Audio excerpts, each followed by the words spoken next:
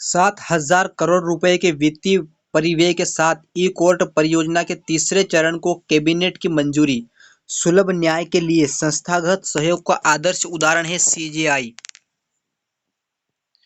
आज नई दिल्ली में अंतर्राष्ट्रीय वकील सम्मेलन के उद्घाटन सत्र में बोलते हुए मुख्य न्यायाधीश डीवाई चंद्रचूड़ ने कहा कि 7,210 करोड़ रुपए के वित्तीय परिव्यय के साथ ई कोर्ट प्रोजेक्ट चरण थर्ड को कैबिनेट की मंजूरी न्याय और अधिक बनाने के सहयोग करने वाले संस्थानों का एक आदर्श उदाहरण है। सुलभ, किफायती और पारदर्शी केंद्रीय मंत्रिमंडल ने पिछले सप्ताह इस परियोजना को मंजूरी दी थी। प्रधानमंत्री ने सोशल मीडिया पर घोषणा की थी, ई कोर्ट प्रोजेक्ट चरण थर्ड को कैबिनेट की मंजूरी के साथ हम भारत में न्याय वितरण के एक नए युग की शुरुआत कर रहे हैं। उन्नत प्रौद्योगिकी को एकीकृत करने से हमारी न्यायिक प्रणाली अधिक सुलभ और पारदर्शी हो जाएगी। सीजेआई ने कहा कि सम्मेलन के तुरंत बाद वह परियोजना के कार्यान्वयन पर चर्चा के लिए न्याय विभाग की पूरी टीम से मुलाकात कर रहे हैं।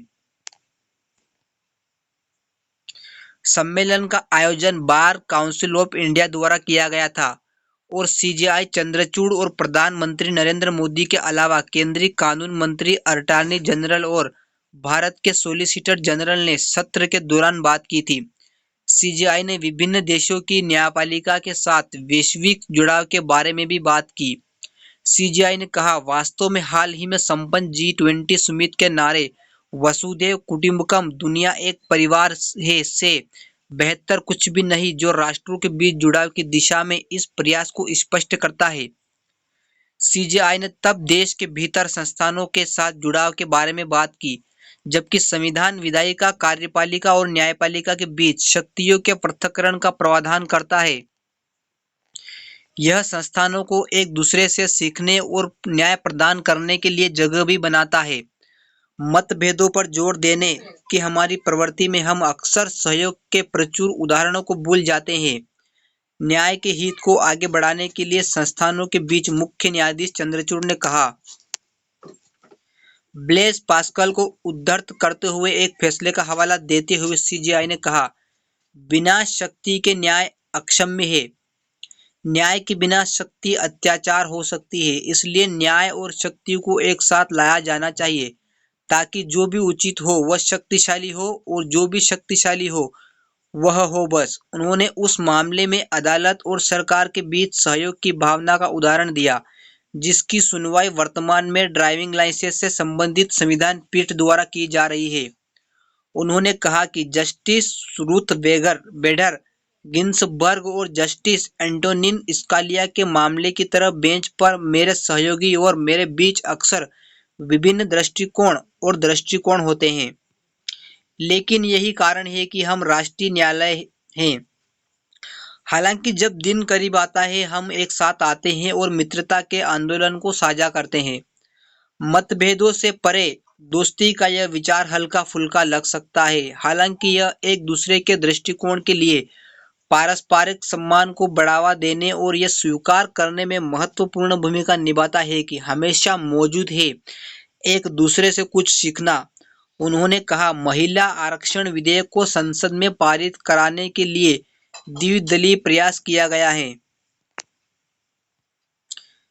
घर समाचार 7,000 करोड़ रुपए के वित्तीय परिव्यय के साथ ई कोर्ट परियोजना के तीसरे चरण को कैबिनेट की मंजूरी सुलभ न्याय के लिए संस्थागत सहयोग का आदर्श उदाहरण है। सीजेआई चंद्रचूड़ न्यूज डेस्क द्वारा 23 सितंबर 2023 को 2 बजे आज नई दिल्ली में अंतर्राष्ट्रीय वकील सम्मेलन के उद्घाटन सत्र में बोलते हुए मुख्य न्यायाधीश डीवाई चंद्रचूड़ ने कहा, 7,210 करोड़ रुपए के वित्तीय परिव्यय के साथ ई कोर्ट प्रोजेक्ट चरण थर्ड को कैबिनेट की मंजूरी न्याय और अधिक बनाने के लिए सहयोग करने वाले संस्थानों का एक आदर्श उदाहरण है।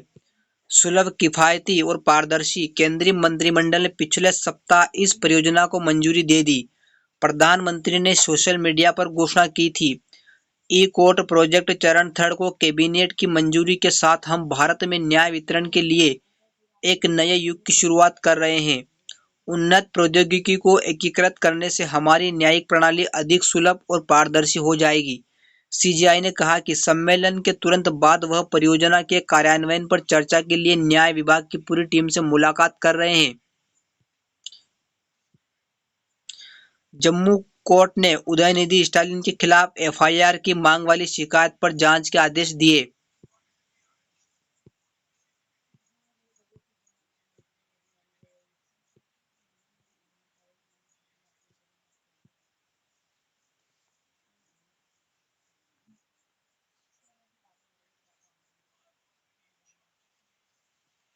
सनातन धर्म घृणास्पद भाषण। जम्मू कोर्ट ने उदयनिधि स्टालिन के खिलाफ एफआईआर की मांग वाली शिकायत पर जांच के आदेश दिए।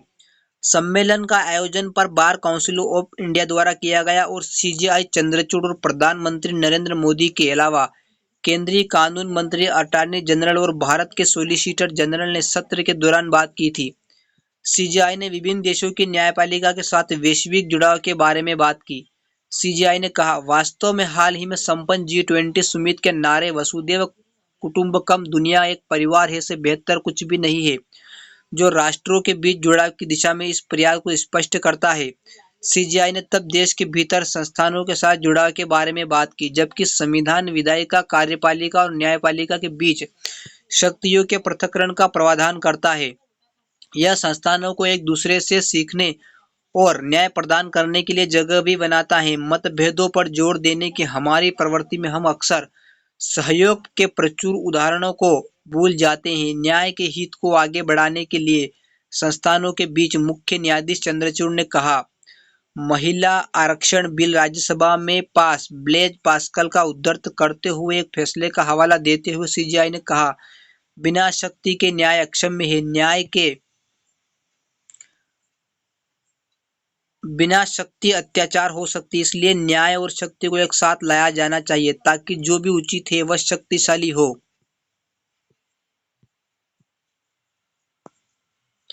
नारी शक्ति वंदन अधिनियम। महिला आरक्षण बिल लोकसभा में पास कार्यक्रम के दौरान बोलते हुए प्रधानमंत्री नरेंद्र मोदी ने कानूनों में सरल भाषा के उपयोग के महत्व पर जोर दिया, जिसे आम नागरिक समझ सके। उन्होंने महसूस होना चाहिए कि कानून उनका है। कानून और न्याय मंत्रालय के अनुसार ई कोर्ट चरण 3 का उद्देश्य विरासत रिकॉर्ड सहित संपूर्ण अदालती रिकॉर्ड के डिजिटलीकरण के माध्यम से डिजिटल, ऑनलाइन और पेपरलेस अदालतों की ओर बढ़ते हुए न्याय में अधिकतम आसानी की व्यवस्था शुरू करना है।